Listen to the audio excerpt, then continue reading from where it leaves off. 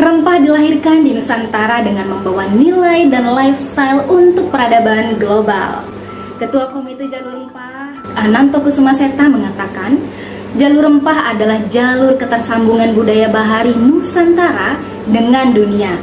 Dan jejaknya bisa kita rasakan sampai saat ini. Dulu, rempah menghasilkan jalur, jejak cagar budaya sampai tinggalan budaya tak benda. Kok bisa sih? Gimana caranya? Alah, rempah doang, tinggal impor aja. Eits, Anda perlu tahu. Dulu, rempah si kecil mungil ini dia bisa mengantarkan Banten menjadi pusat perdagangan dunia. Jejaknya bisa kita rasakan sampai saat ini, yaitu melalui penyusunan kembali atau rekonstruksi dengan sisa-sisa peninggalan atau jejak rempah masa lampau, yaitu dengan cara melalui observasi, penelitian, pengembangan, pemanfaatan, sampai pengelolaan. Sehingga jejak jalur peradaban rempah di Banten masih bisa kita saksikan melalui 8 aspek, yaitu kuliner. Di Pandeglang dikenal dengan yang namanya kuliner angen lada. Nah, bumbu campuran dari angen lada ini berasal dari lada. Dan pedas yang dihasilkan yaitu memiliki ciri khas pedas yang dihasilkan dari lada itu sendiri. Selanjutnya adalah ekonomi. Siapa sangka lada yang berbentuk kecil mungil itu dia mampu mengantarkan Banten menjadi pusat perdagangan rempah dunia. Bahkan jejaknya sudah ada sejak zaman Kerajaan Tarumanegara, kemudian Kerajaan Banten Girang sampai Kesultanan Banten. Tradisi menulis pada masyarakat Banten sudah dikenal sejak zaman dulu.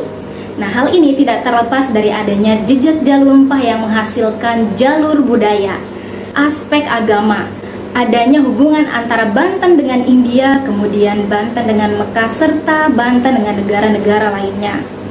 Selanjutnya yaitu toponimi. Toponimi atau asal-usul suatu daerah biasanya tidak terlepas dari cerita di balik penggunaan nama itu sendiri. Nah, di Banten, nama lada mempunyai 2 panggilan, yaitu pedas dan merica. Di daerah Banten masih ada nih daerah yang nama kampungnya menggunakan istilah lada ini sendiri. Seperti di daerah Lebak, ada sebuah kampung bernama Kampung Pedas di Kecamatan Sajra, Kabupaten Lebak. Berikutnya adalah fashion. Nah, adanya kontak Banten dengan Nusantara sampai Eropa membuat wilayah ini terpengaruh dengan adanya fashion atau pakaian. Umumnya bisa ditemukan dari pakaian yang digunakan oleh Sultan, yaitu perpaduan antara Arab, India, Eropa, dan lain sebagainya. Selanjutnya, lada bisa menghasilkan yang namanya pengetahuan tradisional. Nah, di masyarakat Panimbang, mereka masih percaya bahwa lada bisa menjadi penyembuh bagi bayi yang baru terlepas tali ari-ari dari pusernya. Caranya, 1 butir lada itu dimasukkan ke dalam pusar, tujuannya untuk mempercepat proses penyembuhan. Lalu gimana caranya rempah di Banten bisa mewariskan itu? Emang sejarah lada di Banten kayak apa sih zaman dulu? Nah, ini dia. Nah, adanya perdagangan lada di Banten mengantarkan Banten menjadi kerajaan yang kuat, maju, dan makmur. Ketika itu, lada sangat dicari oleh bangsa Eropa untuk menghangatkan tubuh mereka dari cuaca ekstrim yang ada di Eropa. Sehingga orang Eropa datang ke Banten untuk mencari lada. Pada masa Kesultanan Banten, lada menjadi komoditas perdagangan, juga sebagai tanda persahabatan antara. Ketika itu Sultan mengirimkan surat kepada Raja Inggris Charles II diiringi dengan mengirimkan 100 bahar lada hitam dan 100 jahe. Yang dikenal Raja Inggris yaitu Charles II dengan Sultan Abul Fath kenal dengan bukti cinta dan persahabatan. Lada juga digunakan sebagai ungkapan selamat dari Sultan atas diangkatnya Daendels. Lada juga digunakan sebagai simbol ketundukan Sultan kepada kolonial. Penyebaran awal di Indonesia, lada ditanam di Banten, kemudian menyebar ke Sumatera dan ke timur Jawa. Gelombang 2, lada berkembang melalui Selat Malaka dan dikenal di masyarakat sehingga dibudidayakan menjadi perkebunan rakyat. Jejak lada di Banten semakin jelas ketika tim arkeologi dari Puslit Arkenas menemukan peninggalan alat penggilas lada, bonggol lada, dan keramik Cina di Desa Pandak, Gunung Polosari, sehingga menambah keyakinan bahwa daerah ini dulu adalah kerajaan penghasil lada pada abad 14. Hal ini diperkuat dengan adanya catatan dokumen kuno Belanda yang menyebutkan terdapat 180 daerah di Banten, mulai dari Gunung Polosari, Gunung Karang, Gunung Asepan, dan lainnya merupakan daerah penghasil lada. Catatan Tom Pierce ketika dia mendarat pertama kali di Banten abad 16 mengatakan bahwa kualitas lada Banten lebih baik daripada kualitas lada Cochin atau India.